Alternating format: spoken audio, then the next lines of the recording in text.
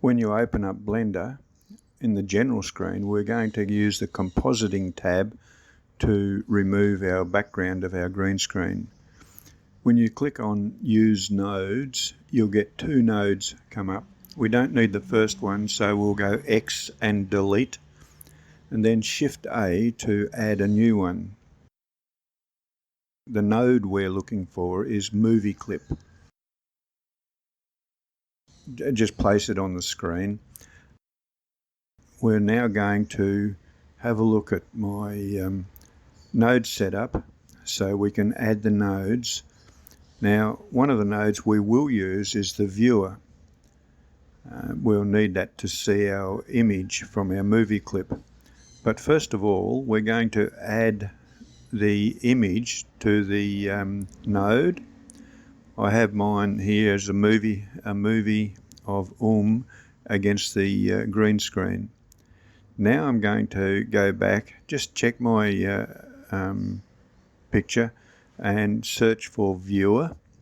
We're just going to place the viewer near the end to the right hand side of the screen.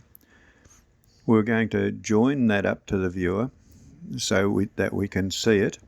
Just make sure your use nodes and backdrop are on up the top. To zoom in or out, you use V or Alt V.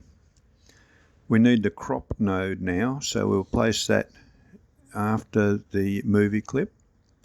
Now you can't see anything because there's no settings on the crop, so we'll just adjust those so that we can lift it up. You might need to give it a bit of time to actually show the clip.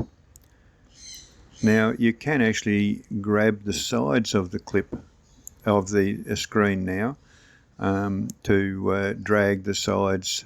Just drag them with your mouse. You'll see that happen in just a moment. Adjust your cropping to take out the edges you don't want. You can see when the mouse goes over, you can see the sides now, and you can actually drag them if you want to. Back to have a look at my image. Now the keying is the next node. The keying will remove the background and it will remove any colour. We just happen to be using green, so we'll select the colour and then we'll use the eyedropper and select a dark area of your screen, reasonably dark on the green, and it tends to remove just about all of your green. So the next one we need is scale. Now you don't always need scale, but sometimes if your image is too close to the edges of your camera view, then you might have to shrink your image just a fraction. I had to here, I went 0.9 I think. Now we can actually connect the compositing node up. The compositing node is what uses for composite. To join the two lines together, it's Shift and right mouse button drag. I'm not sure how that works on the Mac. You don't have to join them up like this. I'm now going to create a folder for all my render images. Now I have to do this by rendering images because the PNG image is what keeps the background opacity. I've made the folder and I'm going to name the images that come out. So I'll just put the name for the images here. I just put green screen. You can put whatever you like. And then accept the settings.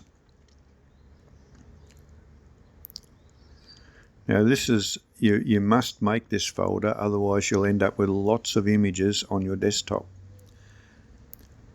There's the PNG setting if it's not already on, and RGBA so that you get the alpha settings. Alpha, of course, equals opacity, or opacity is a measure of alpha. render image just to check to make sure everything's right, but I found that my edge was not quite clean and could be adjusted a bit. So I'm going back to my keying node, and I'll Alt V to zoom in my image, and then you can see the edge there, and I'm going to feather the edge a little bit so that it almost disappears. It doesn't have to completely disappear, it just has to be not prominent, not too strong.